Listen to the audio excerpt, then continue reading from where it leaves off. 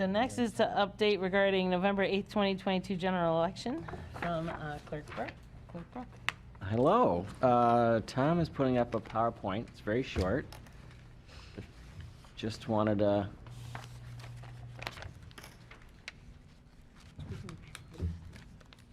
Excellent. There we go. Just wanted to highlight a couple of items.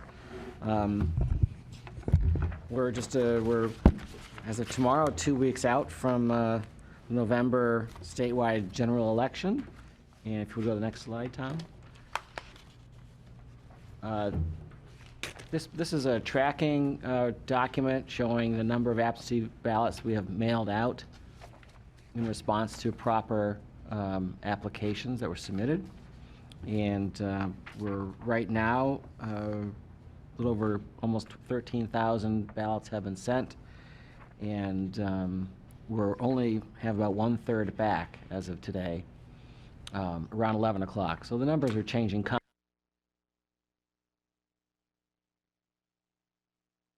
I'm off at 1:30. Yeah, so you were not in here. There'll be one more number on the bottom. No, actually, two. My husband. a couple hundred actually when I looked later in the day. I bet. Today was a very busy day at the counter, very busy day at all the drop boxes. The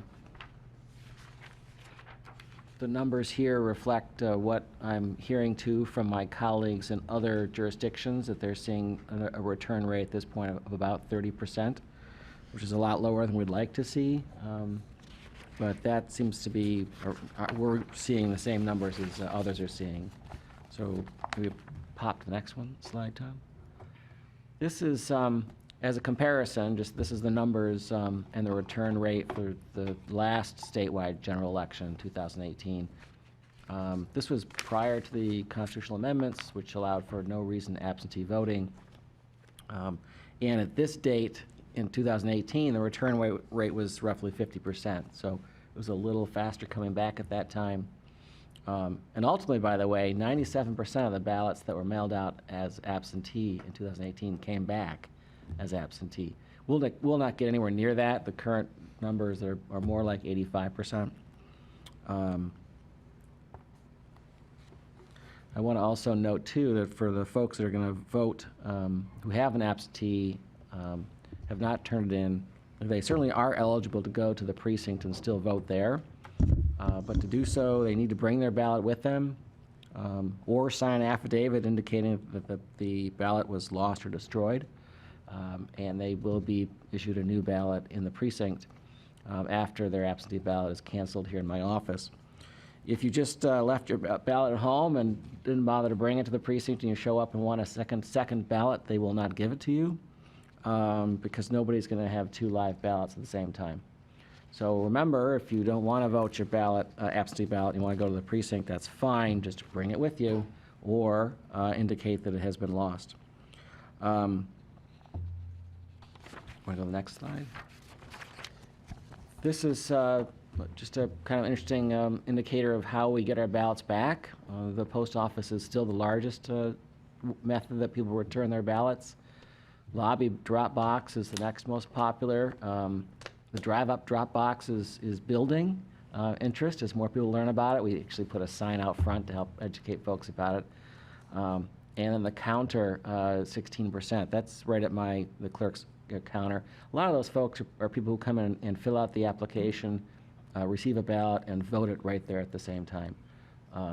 That's about half of that number, and more. And it's building, as most people who came in today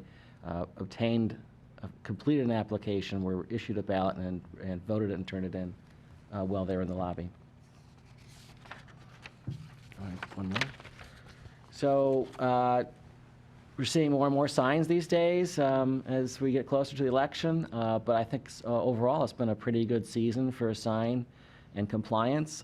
Thank you to all the candidates, their supporters, and their volunteers for being observant for our rules, which are not very extensive. I mean, you just have to put it on private property with the owner's permission, and keep it out of any right-of-ways, which means generally on the other side of a sidewalk if there is one. on the other side of any types of telephone poles, fire hydrants, or other markers of public access. There was a really neat video put together by the cable department. I don't know if, Tom, you're able to play that. About signs. Temporary signs may not be put up in the right-of-way and only on private property. Signs do not belong between the sidewalk and the road. Signs do not belong between a ditch and the road. A good guideline is 15 feet from the center of the road.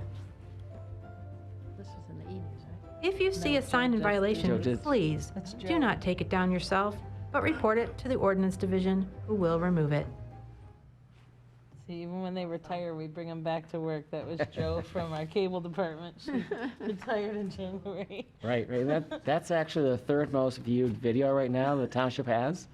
The number one viewed video the township has is the one about the elections drop box that we put in.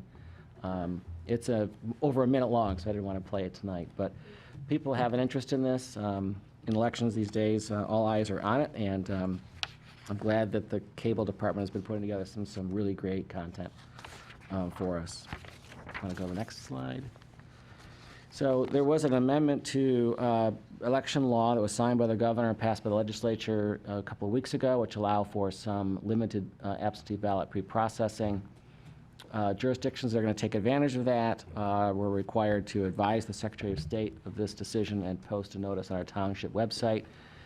We will be taking advantage of ballot pre-processing. 2 days are allowed by statute, Sunday and Monday, before Election Day. We're only going to be doing this on Monday before Election Day, 8 o'clock to 8 p.m. And this pre-processing allows, importantly, no counting or anything like that. No ballots are removed from secrecy sleeves. They're only allowed to open the absentee ballot envelope, check the signature, make sure that review is complete. They're not actually checking the signature, but they can tell on the envelope whether my office did that task, which they do. And then check the ballot number to make sure that the ballot returned by the voter matches the ballot they were issued. And then remove the secrecy sleeve containing the ballot and set it aside in a locked and sealed ballot approved container for counting the next day on Election Day, starting at 8 a.m. And this will help a lot to smooth the Election Day counting process. And the last slide. So my key takeaway, is just that folks that have got their absentee ballots, please don't delay and return your ballot today.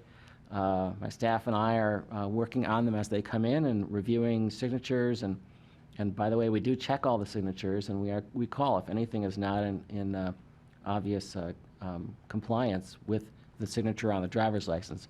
People ask that, well, what is my signature supposed to look like? It's supposed to look like your driver's license. One person even who was in Florida says, well, I can't remember what it looks like. Can you send me my driver's license? No, was the answer. So very interesting. But we're happy to receive them any way you want to bring them in. Drop them off by hand, lobby, drop box outside the mailbox, mail process. So only a couple weeks left. Otherwise, I hope to see everybody in the precincts voting. And our goal always is to have everybody who can be registered legally to be registered, and everybody who's registered to vote. So come on out, Bloomfield, and let your voices be heard. And that's it. Thank you very much. Any questions by anyone about I election think it's activity? great that you sent the letter to the candidates. I thought that's, I know ignorance of the law is no defense, but now at least they're on notice, so. Right. Yep, thank you. Great. So next, thank you for that.